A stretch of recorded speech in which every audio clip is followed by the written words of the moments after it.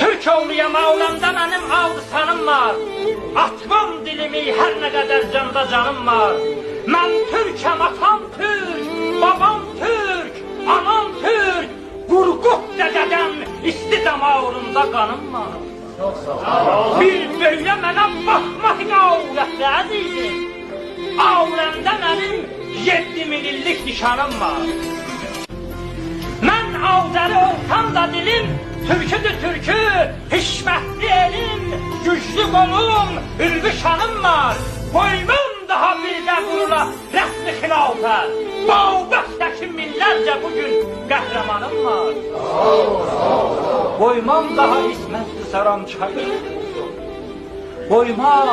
Koymam daha İsmətli saram çayda boğulsun. Qeyrətlin nə çox, indi mənim xan çobanım var.